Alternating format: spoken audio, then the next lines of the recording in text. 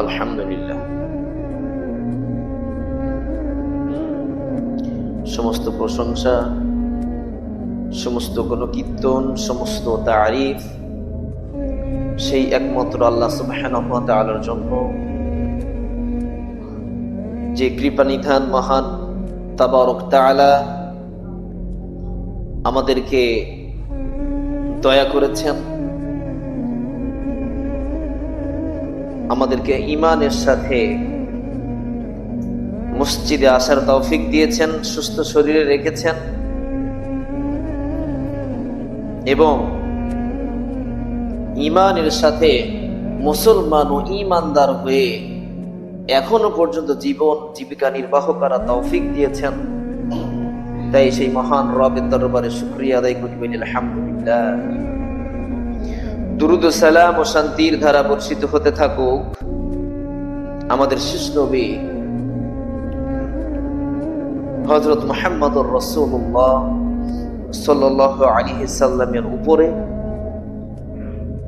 যিনি ছিলেন আল্লাহ সুবহানাহু ওয়া তাআলার পক্ষ থেকে উম্মতের জন্য একজন দূত, প্রেরিত নবী ও রাসূল, যার মাধ্যমে আল্লাহ সুবহানাহু ওয়া তাআলা আল কোরআনুল কারীম নাজিল করেছেন, যার মাধ্যমে ছড়িয়ে দিয়েছেন জান্নাত ও জাহান্নামের হিসাব নিকাশ।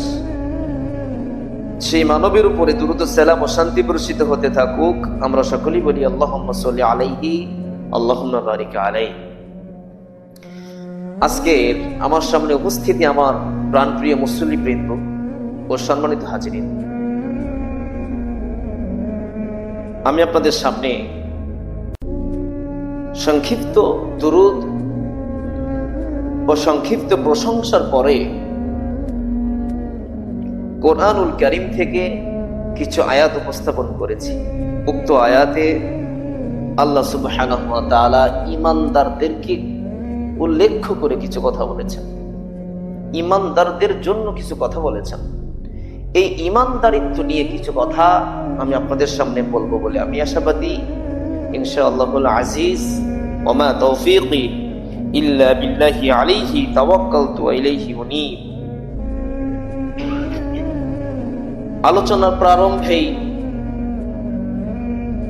কিছু কথা আল্লাহ রাসূল সাল্লাল্লাহু আলাইহি সাল্লাম বিশেষ করে শুক্রবারের দিনের জন্য একটি আমলকে খুব গুরুত্বপূর্ণভাবে করতে বলেছেন উম্মতের জন্য, যে আমলের বিনিময়ে আল্লাহ সুবহানাহু ওয়া তাআলা তার গুনাহ থেকে কিছু গুনাহ ছাঁটাই করে দিবেন, সগীরা গুনাহ আল্লাহ সুবহানাহু ওয়া তাআলা মাফ করে দিবেন,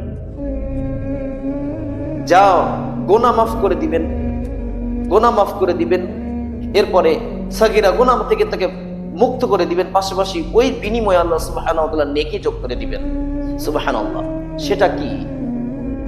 এমন একটি আমল আল্লাহ রাসূল সাল্লাল্লাহু আলাইহি সাল্লাম জুম্মার দিন কেন্দ্র করে শিখিয়ে দিয়েছেন উম্মতের জন্য। সেই দোয়াটি হচ্ছে আল্লাহুম্মা সাল্লি ওয়া সাল্লিম আলা নাবিয়িনা মুহাম্মদ। এ দুরূদ রাসূল থেকে এসেছে,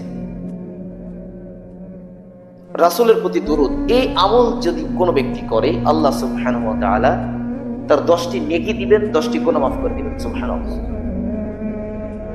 বেশ কয়েকটি ফজিলত আল্লাহ সুবহানাহু ওয়া তাআলা এই আমলের ভিতরে রেখেছেন। আমলটা আমাকে আমরা সকলেই মনে মনে বলি আল্লাহুম্মা সাল্লি ওয়া সাল্লিম আলা নাবিয়িনা মুহাম্মদ।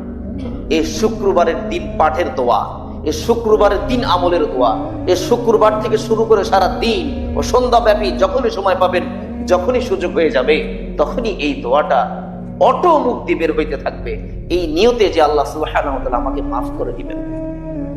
এই আশা, এই আকাঙ্ক্ষা ব্যক্তি রেখে অন্তরে কাফন করে এই আমলটা আমরা আল্লাহ সুবহানাহু ওয়া তাআলা অশেষ মেহেরবানি যদি আমাদেরকে করেন, আমরা চেষ্টা করব জুমার দিন আসলে এই আমলটা আমাদের সাথে মিলিয়ে নেওয়ার জন্য। আল্লাহ আমাদেরকে তৌফিক দান করতে, আল্লাহুম্মা আমিন।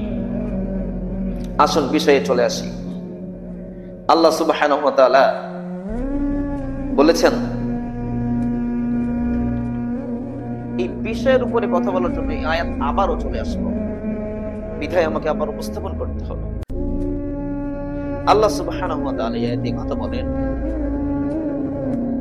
যে মানুষ পাপের সাথে যুক্ত, মানুষ গুনাহের সাথে লিপ্ত, মানুষ বর্বরতার সাথে যুক্ত।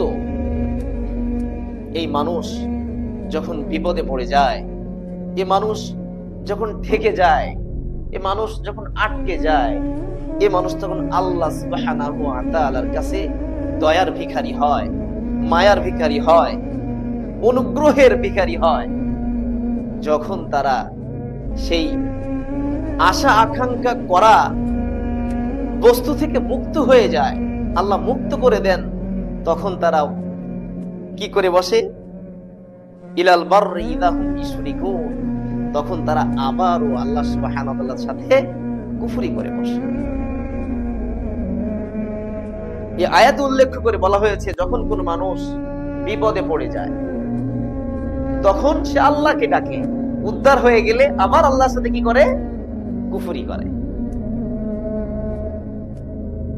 এখন কথা হচ্ছে, আল্লাহ সুবহানাহু ওয়া তাআলা আমাদেরকে পৃথিবীতে পাঠিয়েছেন তার গোলামি দাসত্ব করার জন্য।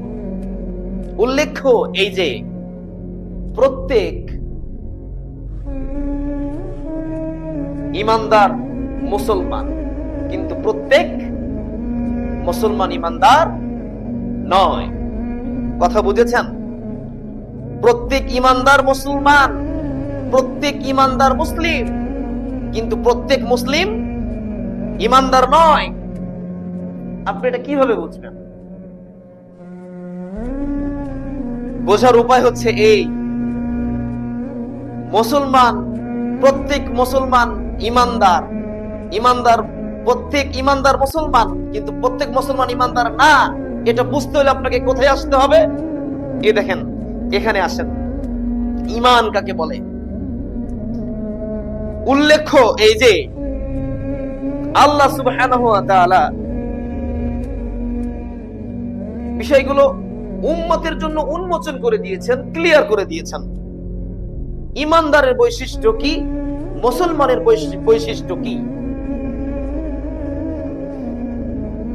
অনেক বছর আগের কথা, হাজার হাজার বছর আগের কথা, একজন ব্যক্তি জমি বিক্রি করে দিয়েছে। কি বিক্রি করেছে? জমি। জমি বিক্রি করে দেওয়ার পরে সেই জমিতে চাষ করতে গিয়ে, সেই জমির ভিতরে খনন করতে গিয়ে একটা পাত্র পেল, যে পাত্রের ভিতরে স্বর্ণ মুদ্রা। এখন এই পাত্রের ভিতরে যখন সে এই ধন রত্ন পেল, সম্পদ পেল, তখন সেই সম্পদ পেয়ে ক্রয় করা ব্যক্তির কাছে ফেরত গেল সেই স্বর্ণের পাতিল নিয়ে। পাওয়া সেই যেটাই হোক তার ভিতরে সম্পদ ফেরত গেল তার কাছে, যে কি তাকে বলল যে আমি তো আপনার কাছ থেকে জমি ক্রয় করেছিলাম, এটা তো ক্রয় করি নাই, এটা আপনি ফেরত নিয়ে নেন। কার কাছে বলছে এই কথা? গিয়ে যার কাছ থেকে সম্পদ ক্রয় করেছিল, জমি ক্রয় করেছিল, যার কাছ থেকে জমি ক্রয় করেছে, সে তাকে উত্তরে বলছে আমি আপনার কাছে জমি যখন বিক্রয় করেছি, ওই জমিতে যা আছে সবই আপনার, ওটা আমার কিছু নাই, ও আমার জিম্মা থেকে বের হয়ে গেছে, আমি আপনাকে দিয়ে দিয়েছি, ভিতরে যা রয়েছে সবই আপনার, ওখানে কিছু নাই। তখন তিনি বলতেছেন না, এটা আপনার। তো এই পর্যায়ে এসে সমাধান হচ্ছে না, তখন একজন বিচারকের কাছে গেল। বিচারক বিচার করে দিল যে আপনাদের ভিতরে কারো কি ছেলে মেয়ে বিবাহযোগ্য আছে? তখন তারা বলল হ্যাঁ আছে। তো আপনার সন্তানদেরকে বিবাহ দিয়ে দেন, এই সম্পদ থেকে কিছু তাদের জন্য দেন, আর কিছু সাদাকা করে দেন।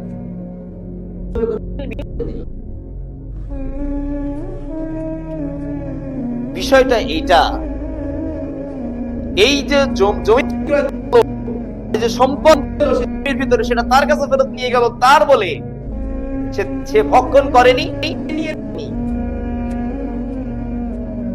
বুঝাইতে চাচ্ছি, ঈমান, ঈমান মুসলমান শুধু হলে হবে না, ঈমানদার হতে হবে। তো এখানে ঈমান কাকে বলে? সেটা নিয়ে গেছে মালিকের কাছে যে আপনার সম্পদ আমি ক্রয় করেছিলাম, কিন্তু এর ভিতরে এটা পেয়েছি, এটা আপনার। ঈমান দেখেন, ঈমান দেখেন। আবার তার ঈমান দেখেন, সে বলছে এটা আমার না, এটা তোমার সম্পদ, তোমার কাছে বিক্রি করেছি। ঈমান দেখেন কত মজবুত ঈমান। আর খালি মন করে ওজনে কম দেওয়া যায়। আমরা মুসলমান ঈমানদার হতে পারি নাই। আমরা নষ্ট করা যায়, ঈমানদার হতে পারি নাই। কি নষ্ট করা যায় হক, এইভাবেই আমাদের বিচরণ চলছে সমাজে। এজন্য তো আজও ভাই ভাগ করে দেয়নি, অধিপত্য চালাচ্ছে সমাজের উপরে। এই প্রত্যক্ষ করে প্রত্যেক বেআইনি। ঈমানদার বলে দাবি করি, হারাম ছাড়ার। আমি নামাজ 5 ওয়াক্ত পড়ি, আমি মানুষের হক মেরে খাই না। আমি নামাজ হয়তো পড়ি না, কিন্তু মানুষের হক মেরে খাই না। ও নাকি নিজেকে ঈমানদার দাবি করে। আজকাল দেখেছেন সদাই বিক্রি করা দোকানে দেখবেন মাঝে মাঝে ওই যে বর্তমান সময়ে মিটার আসছে, মিটারের মাধ্যমে ওই ওজন মেপে দেয়। দেখবেন কিছু কিছু মিটারের ওই যে প্লেট থাকে স্টিলের, ওর নিচে কিছু একটা কাঠি কুচে দিলে, একটু কাগজ ঢুকাই দিলে ওজনের বেশ এক পাশে কম এক পাশে বেশি দিলেই, এক পাশে দিবেন আর এক দেখাবে, আর এক সাইডে দিবেন ওজন আর এক রকম দেখাবে। বিনিময়ে ওই 4টা স্টিলের নিচে একটা ছিদ্রের ভিতরে দিলে আপনি টেস্ট করে দেখেন, দেখিয়ে দিলাম। এইভাবে বেআইনি চলতেছে, ওজনে কম দেওয়া। এরা নাকি ঈমানদার। কিছু কিছু মুরব্বিদেরকে দেখবেন সালাত 5 ওয়াক্ত পড়ে, আবার লাউ করা রাসূলের সুন্নাত অনুযায়ী আবার বিড়ি টানে বাম হাতে, বিড়ি টানে, মুখে দাড়ি, সালাতও পড়ে। আমি বলছিলাম ঈমানদারের কথা। ঈমানদার হওয়া এত সহজ নয়। আমরা হয়ে এসেছি। ঈমানদার হইতে হলে চর্চা করতে হবে ধর্ম, বুঝতে হবে রাসূলের বিধান, ঐতিহ্য জানতে হবে আল্লাহ সুবহানাহু ওয়া তাআলার কোরআন। নচেত আপনি ঈমানদার হইতে পারবেন না। ঈমানদার হইতে হলে আর কি করতে হবে? ঈমানদার যদি হয়ে থাকেন, আপনার বোনকে বিক্রি দিয়েছে 30 বছর আগে, আপনার বোনের সম্পদ আপনি এখনো আগে, যেদিন বাবা মারা যাবে ওই দিন সম্পদ বন্টন হবে। যেই দিন বাবা দুনিয়া থেকে চলে যাবে, সন্তানের বন্টন সম্পদ ওই দিন হবে। এক বয়েম লবণ যদি বাবার নামে থাকে, করে 3 ভাই সমান করে নিতে হবে। এটা নাম বিধান, রাসূল থেকে এসেছে। আপনি 3 ভাই বংশের সমস্ত জিনিস বন্টন করে নিয়েছেন, ভাগ করে নিয়েছেন। বোন তো আপনারই বোন, বিধান রাসূল করেছেন বোনের জন্য যতটুকু, বোনের জন্য ততটুকু। বোন কি করলো? বোনের সম্পদ দেননি, হজ করে এসেছেন, পাগড়ি দিয়ে চলাফেরা না, 5 ওয়াক্ত সালাতের সামনে থাকেন, আজানও ছাড়েন না। কি লাভ এই ঈমানদারিত্বের? কি দরকার এই মানুষ দেখানো ঈমানদারিত্বের? ভেতর থেকে পচে গলে শেষ হয়ে গিয়েছেন। পশুর মতো আচরণ আপনার। আপনার বোন আপনার কাছে সম্পদ ফিরে চাইলে উত্তর আপনি কি বলেছেন? ভাইয়ের ভাই বন্ধ করে রাস্তা করতেছিস, ভাইয়ের বাড়িতে আসার ইচ্ছা নাই? জমি বুঝ করতে এসেছো, নিয়ে চলে যাবা, ভাই কি ত্যাগ করে দিবা? ভাইয়ের বাড়ি আসার কি ইচ্ছা আর নাই? ও ভাই এইটাই বুঝেছে, বোনের সম্পদ বুঝি দিলাম মানে বোন পর হয়ে গেল। বোন ভাইয়ের এই কষ্টের কথা ভেবে বোন আজকে 30 বছর সম্পদে ভাগ চাই নাই, ভাই কষ্ট পাবে। অনেক বোন সম্পদ ছেড়ে দিয়েছে, বাবার অল্প সম্পদ কিছু অংশ পাবো, কিভাবে চাই বাবার বাড়ি যাই, এটাই তো বেশি। বিবেক দেখিয়ে তারা বলতে পারে না। আলম বোনের সম্পদ ভক্ষণ করে যাচ্ছেন আর নিজেকে ঈমানদার বলে দাবি করছেন। কোথায় আপনার ঈমানদারিত্ব? শুধুমাত্র কবরের অপেক্ষায় থাকেন। কবর বহুত ভয়ঙ্কর জায়গা, যেখানে মানুষ অধিপত্য দেখে, রাজত্ব দেখে না, শক্তি দেখে না, সম্পদের পাওয়ার দেখে না, রাজনৈতিক পাওয়ার দেখে না। কবর শুধু দেখেন পাপ ও পূর্ণ। কবর সেই অন্ধকার জায়গা যেখানে আপনাকে দেখতে আপনার পাওয়ার কবরে চলবে না। কার সাথে পাওয়ার দেখাচ্ছেন? দুনিয়া ক্ষণিকের জন্য। বলছিলাম ইমানদারিত্বের কথা। ইমান সে অনেক বড় জিনিস। দেখুন ইমান কাকে বলে, একটু ফলো করুন, আমার দিকে ফলো করুন। ইমান কি? খবর পাঠানো হলো স্বৈরাচারী শাসক তোমার স্ত্রীকে ডেকে পাঠিয়েছে, দলিল প্রমাণ। ইব্রাহিমের স্ত্রী সারার মতো সৌন্দর্য কোন নারী ছিল না কোন সময়। এত সৌন্দর্য, এত সুন্দরী নারী সারা। পাঠালো স্বৈরাচারী শাসক। ইব্রাহিম বাধা দেওয়ার চেষ্টা করলো, ডেকেই পাঠালো, যেতেই হলো। সারাকে ডেকে পাঠানোর পরে সারা ঢুকলো। স্বৈরাচারী শাসক সারার পূর্বেই সারা বলে উঠলো সময় লাগবে, 2 রাকাত সালাত, 2 রাকাত সালাত, তারপরে কোনো কথা। আগে 2 রাকাত সালাত, আগে উজু, তারপরে কোনো কথা। সারা উজু করে সালাতে লেগে গেল। সালাতে সারা রবের নিকট প্রার্থনা করছে, হে রব, হে আমার প্রতিপালক, আমি সারা তোমার একজন বান্দি, তুমি একমাত্র রব, এটা আমি বিশ্বাস করেছি। আমি বলেছি আমি বিশ্বাস করেছি অন্তরে, বিশ্বাস অন্তরে করেছি বিশ্বাস আমার রব তুমি, তুমি ছাড়া আর কোনো প্রতিপালক না। শ্বাসের মালিক তুমি, আমার দেহের মালিক তুমি, আমার রিজিকের মালিক তুমি, আমার হায়াতের মালিক তুমি ছাড়া আর কেউ নাই, তুমি আমার রব। আমি এটা বিশ্বাস করি। এটা যদি বিশ্বাস করি তাহলে তুমি আমার আজকে রক্ষা করো স্বৈরাচারী শাসকের হাত থেকে রব। তিনি আরো বলেন, আমি বিশ্বাস তোমার প্রেরিত রাসূল ইব্রাহিম, আমি এটাকেও বিশ্বাস করে নিয়েছি রব, আমি তোমার ভয়ে লজ্জা স্থান কাউকে বিলিয়ে দেইনি, লজ্জা স্থানের সংরক্ষণ আমি করেছিলাম। হে রব, হে আমার প্রতিপালক, যদি এটা তোমার ভয়ে করে থাকি, তোমার সন্তুষ্টির জন্য করে থাকি, স্বৈরাচারী শাসক থেকে আমাকে তুমি হেফাজত করো। দোয়া করতে রাখতেই স্বৈরাচারী শাসক সহ চান্দা বান্দা সব অজ্ঞান। দেখেন ইমান পাওয়ার, দেখেন ইমানদারিত্বে পাওয়ার।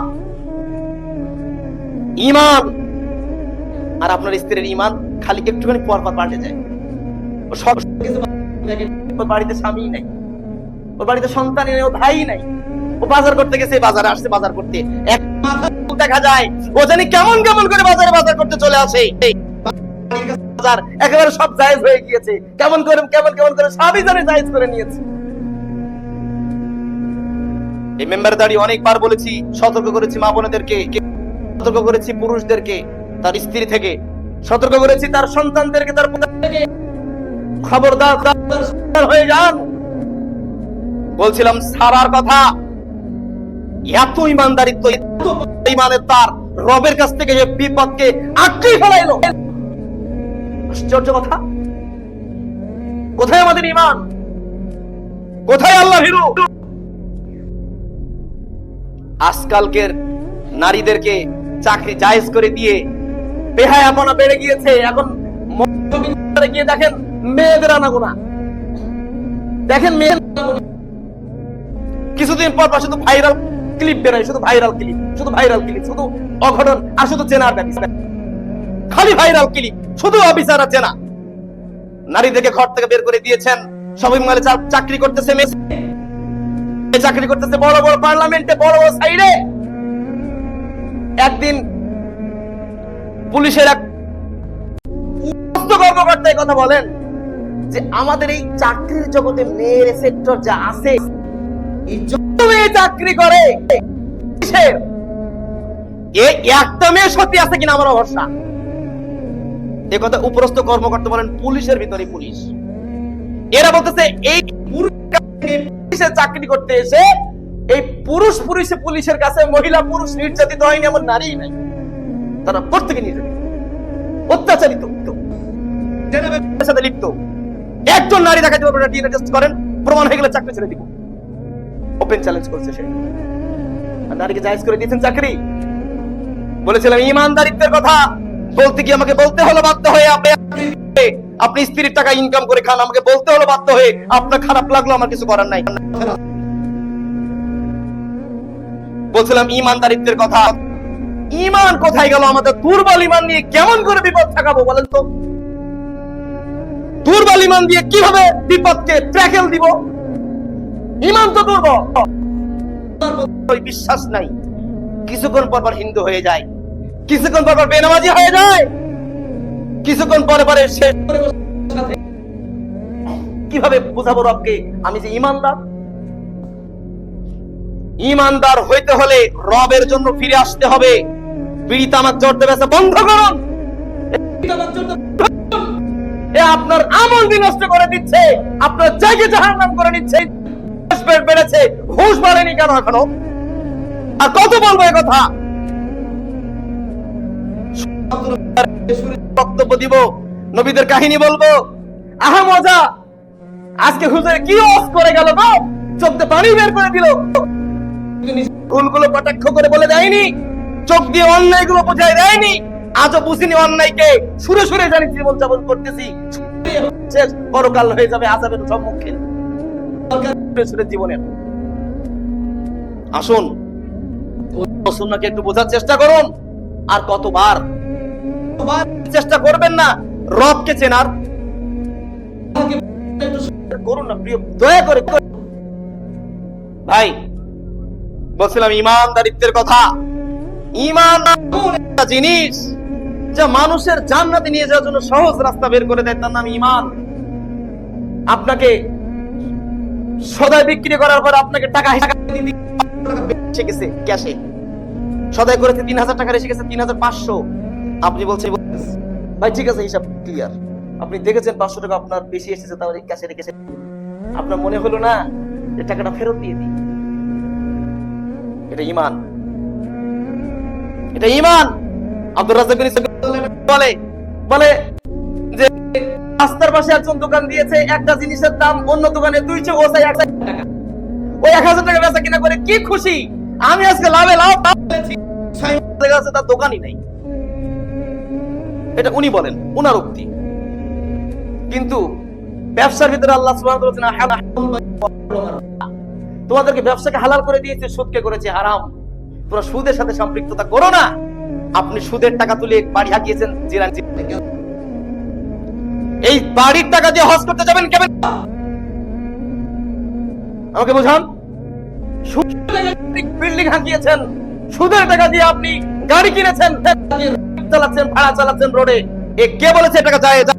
কিয়ামত পর্যন্ত সময় দিয়ে জায়েজ করতে পারেন, চাকরি ছেড়ে দিব, দূরের কথা আলোচনা ছেড়ে দিব, মাঠে কাজ করতে লিখে যাবো। দেখি কোন শরীয়ত আছে কিনা জায়েজ করতে পারে। টাকা উঠিয়ে ব্যবসা করা জায়েজ যদি কেউ করতে পারে? দেখছেন সবই, শুনছেন সবই, সব ভ্রাম্যমাণ হয়ে গিয়েছে, জানি কথাগুলা পাতলা হয়ে গিয়েছে, কোনো মূল্য নাই। শুনুন, রাসূল সাল্লাল্লাহু আলাইহি সাল্লাম যখন মেম্বারে কথা বলতেন, তার কথা একটু করে বলতেন, অনেকের কষ্ট লেগে যেত। আর রাসূল যখন কথা বলতেন মেম্বারে দাঁড়িয়ে, দেখিয়ে দেওয়ার জন্য তিনি কথা বলতেন। সমাজের ভিতরে অপপ্রচার কোনটা হচ্ছে, কোথায় ধ্বংস হচ্ছে, কোথায় মানুষ ভুলের ভিতরে ডুবে আছে, কোথায় সমাধান পাচ্ছে না, মানুষ কি অন্যায় সংক্রান্ত বিষয় নিয়ে তিনি মেম্বারে আলোচনা করতেন, শুদ্ধ করে দেওয়ার জন্য, শুধরে দেওয়ার জন্য, বুঝিয়ে দেওয়ার জন্য, শিখিয়ে দেওয়ার জন্য। কিন্তু আমরা হুজুরের কাছে গেলে সঠিক হুজুরের কাছে আসি না। আর সঠিক জানিয়ে কাছে গেলে যাবে, এটা প্রতি বছর বছর জিজ্ঞাসা করি, হুজুর কুরবানি কিরকম দিব, হুজুর দোয়াটা কি, হুজুর আকিকা কিভাবে দিব, এর বিধান আমরা রাখলে মেসাক কি কাঁচা ডাল দিয়ে করলে, মেসাক করলে কি হুজুর রোজা পাতলা হয়ে যায়? হুজুর দাঁত বিরাস কি বেশ করলে হয়ে যায়? হুজুর রমজান মাসে কি বেশি গোসল করলে পানিতে ডুবে থাকলে পাতলা হয়ে যায় সিয়াম? হুজুর রোজা রেখে সারাদিন যদি ঘুমাই কি সিয়াম? কিন্তু ওই বান্দা একবারও বলে না রোজা রেখে মিথ্যা বলে কি রোজা নষ্ট হয়? একথা বলে না, জানে যে মিথ্যা বলে সিয়াম নষ্ট হয়, কিন্তু ওই কথাও জিজ্ঞাসা করে না, ও করে। কিন্তু পক্ষে আমার আসবে ওইটা জিজ্ঞাসা করে হুজুরের কাছে প্রতি বছর বছর করে কি সিয়াম নষ্ট হয়ে যাবে? আশ্চর্য কথা। ভাত খেয়ে ফেললেও রোজা নষ্ট হবে না যদি না বুঝে খান। ও ভাত খেয়ে ফেললেও না বুঝে খেয়ে ফেলেন, ইচ্ছা করে একদম সব খেলে সমস্যা। বুঝাচ্ছে এইটা ঈমানদারিত্বের কথা। আসুন ঈমান কি ঈমান কাকে বলে? আমার কাছে ঘুরে ঘুরে ঘড়ির দিকে তাকাইতে হচ্ছে, কারণ গত আসছে যে গত জুমায় একটু বেশি আলোচনা করেছিলেন। কি ইমানদারিত্ব আমাদের! হুজুর হক কথা বলে খুব তাড়াতাড়ি নামেন, বেশি কথা বলার দরকার নেই। পরিবর্তন হুজুরকে হইতে হবে এখন, আর মুসলমানদের আমার এলাকা ভাষা জন্য ইমাম পরিবর্তন হোক। হুজুর খুতবা 55 শেষ করে দিক, ইমাম পরিবর্তন হয়ে যাক, আমাদের দরকার নেই। শুনুন, আমি যে কয় জায়গায় চাকরি করেছি, হকের কথা বলেছি, চাকরি গেলে গেছে, থাকলে থাকছে। কোনদিন কারোর সামনে মাথা নত করিনি, বাতিলের সামনে আজও করিনি, আগামীতেও করবো না। সে যার কাছে হোক, করিনি, কোনোদিন করবো। আমি হায়াতে বেঁচে থাকি। বলছিলাম হকের কথা, হকের কথা বলে কেন একটু কষ্ট লাগে, কেন পরিবর্তন হয় না? আর এই হকের কথা বললেই লোক লেগে যায়। এরা তো সমাজের জন্য, এরা জমি ভাগ চাই নাই, এরা তো হকের কথা বলতেছে, এটা করা যাবে না, এটা করা যাবে। আপনি পাপকে এমন ভাবে জায়েজ করে নিয়েছেন, হক বললে আপনার কষ্ট লাগে। এটা আমি করি, আমার অভ্যাসের সাথে মিলে গেছে, আমার চরিত্রের সাথে মিশে গেছে। এই হকের কথা বললেই আমার গায়ে লেগে যায়। হুজুরকে বিদায় করার জন্য ওপেন বলবে না তো বের হয়ে যাও, টেকনিক খাটিয়ে হুজুর এমনিতেই চলে যাবে। শুনুন, রিজিক রবের পক্ষ থেকে আসে, কোনো মানুষ রিজিক দেয় না। রিজিক আল্লাহ দিয়ে দিবেন, রিজিকের ভয় আমি করি না, কিন্তু মেম্বার থেকে হকের কথা বলে যাবো ইনশাআল্লাহ আজিজ, আমার 60 টাকা কাল। আমি বলি হারামকে ছেড়ে দেন, হালালকে বেছে নেন। আপনি হারাম কাজ কেন করতেন? ঈমান কোথায় গেল আপনার? আসুন আর একটা ঈমানদারিত্বের কথা বলি। হাজেরাকে রেখে যাচ্ছে ইব্রাহিম মরু প্রান্তরে। কোথায়? মরুর প্রান্তরে, যেখানে কোনো মানুষ নাই, শুধু গাছপালা, কোনো সবুজ ঘাসও নাই। 100-200 এর বেশি, শত শত কিলোমিটার দূরে, এত দূরে তা রেখে পাবে না, এমন জায়গায় রেখে চলে যাচ্ছেন ইব্রাহিম হাজেরাকে। হাজেরা বলছে, ইব্রাহিম আমাদেরকে এভাবে রেখে কেন চলে যাচ্ছেন? কি রবের হুকুম? ইব্রাহিম বলল, হ্যাঁ রবের হুকুম। হাজেরা থেকে গেল, মনে মনে ভাবলো, যদি এখানে রেখে যাওয়া, আমাদের দায়িত্ব জিম্মাদার রব নিয়ে নিবে ইনশাআল্লাহ, কেউ করতে পারবে না। অবস্থা নাজেহাল। ইসমাইল পানি অবস্থা, মরে যাই অবস্থা। সাফা মারওয়াতে দৌড়া সে পানির জন্য একটা পর্যায়ে গিয়ে মনে করছে, সাফা থেকে মনে হচ্ছে মারওয়াতে মানে পানি হইতে গেছে, চিকচিক করছে। দৌড়ে গিয়ে দেখো পানি না, বালু। মারওয়া থেকে দৌড়ে সাফাতে তাকিয়ে দেখছে পানি নাই, বালু। এমন করতে করতে করতে করতে ক্লান্ত শ্রান্ত একটা পর্যায়ে বাচ্চা যাই এমন অবস্থা, হঠাৎ করে ইসমাইলের পানির পায়ের গোড়া থেকে পানি। এ জামানায় এ সমাজের বক্তারা সুরে সুরে বলে, ও নাকি ইসমাইলের পায়ের আঘাতে পানি উঠে বের হয়ে আসলো গো, বানিয়ে গল্প বলে দিল, কেন্দে কেন্দে চোখে পানি বের হয়ে গিয়ে। কি আল্লাহু আকবার! জিবরিল আলাইহিস সালাম হাজেরাকে বলল, পানি লাগবে? কি দরকার? পানি প্রয়োজন। জিবরিল আলাইহিস সালামের পায়ের আঘাতে পানি, ইসমাইলের পায়ের গোড়া থেকে আর প্রচার হয়ে গেল, ইসমাইলের পায়ের আঘাতে পানি বের হয়ে গেল। এজন্য যে পানির নাম এসেছে,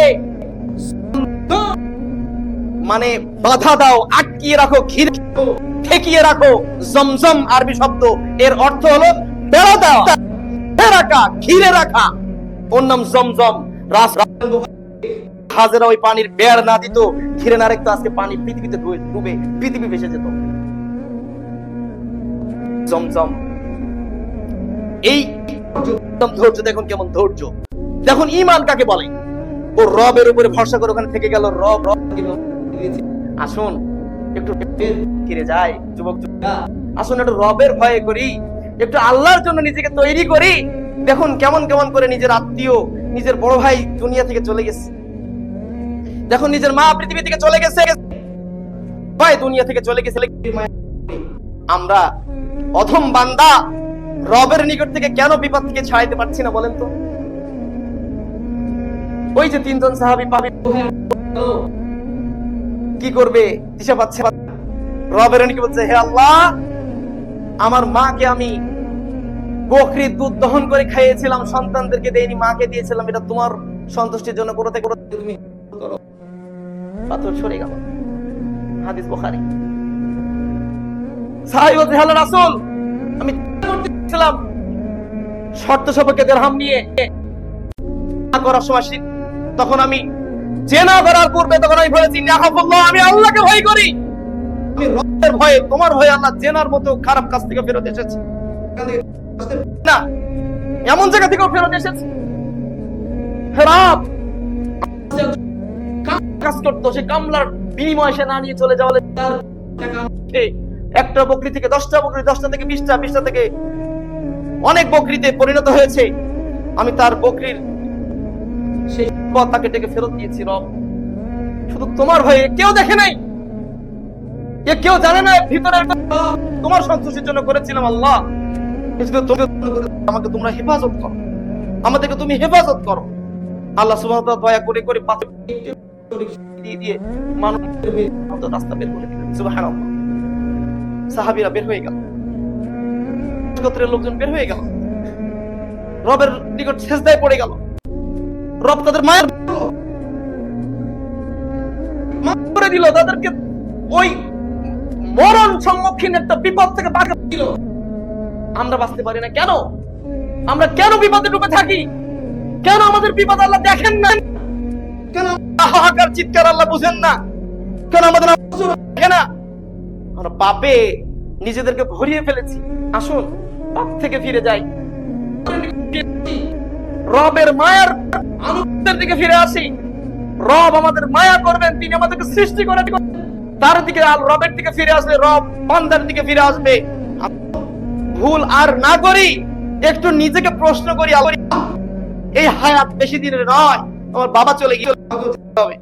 গতকালকে নিউজ দেখেননি? বাংলাদেশের একজন ভাই, নাম হলো, ভাইটা গুলির আঘাতে নিহত হয়েছে, মারা গেছে গতকালকে। দেখেন, যতটুকু জানি আমি, কোন দলমত নির্বিশেষে ভালো কথা বলেছে। হঠাৎ করে কি জানে আমি এমবিতে দাঁড়িয়েছি, জানে আমি চলে যাবো, এই ইয়াং বয়সে, এই 25 বয়সে চলে যাবে, কি জানতো? চলে গেছে। মালাকুল মউত আমার কাছে আসবে, ও জানে না। মালাকুল মউত যখন কারো সামনে আসবে, মালাকুল মউতের দৃশ্য থেকে সে আশ্চর্য হয়ে যাবে, ফেলবে। এমন দৃষ্টান্তমূলক চেহারা যা প্রত্যক্ষ করে কষ্টকর, সামনে এসে হাজির হবে। মালাকুল মউত যখন কারো রূহ কবজ করার জন্য আসবে, নিয়ে যাওয়ার জন্য আসবে, সেই বান্দা, সেই মালাকুল মউত আমরা দেখতে পাবো না। ভয়ঙ্কর দৃশ্য নিয়ে আসবে মালাকুল মউত মানুষের নিকট। এই ভয় আগে থেকে একটু মানে একটুখানি বুঝতে পারি, উপলব্ধি করতে পারি, তাহলে আমরা ইহকাল পরকাল বুঝি যে আমরা আসলে পাপ করি, কিন্তু বের হয়ে যাই। আসুন একটু রবের নিকট ফিরে যাই। কেন বুঝেন না পাপকে? একটু কষ্ট করে দেখুন ভাই, বাবাজি, অনেক তো বয়স হলো, একটু দেখুন, একটু বুঝুন, একটু বুঝে ফিরে আসুন। দুই কাতার লোক, শুকরিয়া, আলহামদুলিল্লাহ, ফজর সালাতে আমার 2 কাতার লোক ভরে যায়। আল্লাহর ইচ্ছা আছে। আমি চাই আমার মহল্লাবাসীদের যত ভাই আছে, বাবা আছে, সকলেই স্বামী স্ত্রী আসেন, স্ত্রীকে বলেন ওঠো, গুছিয়ে নাও, বোরকাটা পরে নাও, চলো পরে নাও, একসাথে সালাতে যাই। দুজনে শেষে সালাত পড়ে স্ত্রীকে নিয়ে সুন্দর চলে যাবেন। আহ, কি সুন্দর না? জামাতের সাথে সালাত আদায় করলে কি না ভালো লাগে, কিন্তু মসজিদের আসতে আসে না। আমি তাদের চোখ দেখলে বুঝতে পারি এখানে তারা বসে আছে। আমি অনুরোধ করবো যারা আসেন না, তারা একটু দয়া করে আসুন।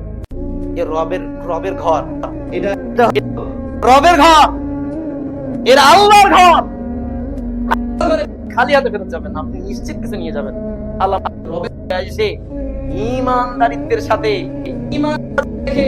রবের নিকটে ফেরত যাওয়ার তৌফিক আমাদেরকে। আমিন। আমাদের যাদের ঈমান দুর্বল, আসুন কড়া ঈমান গ্রহণ করি, রবের জন্য ঈমানদারিত্ব করা করে ফেলি। ঈমানদার খুব কঠিন, একটু ঈমানদার হই। গোপনে ঈমানদার, আপনি গোপনে অন্যায় করেছেন, গোপনে ছেড়ে দিতে হবে। ঈমানদারিত্ব দেখেননি? টাকা ঋণ কর্য করেছিল, ওই কোন দেশে চলে গেছে, নদীতে ভাসিয়ে দিয়েছে, যে ওর নিকট দিয়েছে। এটা হলো ঈমানদারিত্ব, কথা দিয়ে কথা রাখা। আমাদের ভাই কেন হাজারো ভাই আছে, দোকান থেকে বলেছে কালকে দিব, সে কালকে 6 মাস এখন আসেনি। কালকে মানুষ 6 মাস মুনাফিক হয়ে এখনই তওবা করেন, ঋণ পরিশোধ করে দেন, যেমন অর্থ তেমন করুন। আল্লাহ সুবহানাহু ওয়া তাআলা আমাদের প্রত্যেককেই উপযুক্তভাবে হালাল রুজি ইনকাম করে তৌফিক দান করে দিন, আল্লাহুম্মা আমিন। আজকে আলোচনা থেকে যতটুকু আলোচনা শুনেছি আপনাদেরকে সকলেই আমল করার তৌফিক দান করে দিক, আল্লাহ আমিন। যতটুকু আলোচনা করেছি অনেকের কষ্ট লেগেছে, একটু কড়া কথা হয়ে গেছে, অনেকের লেগেছে।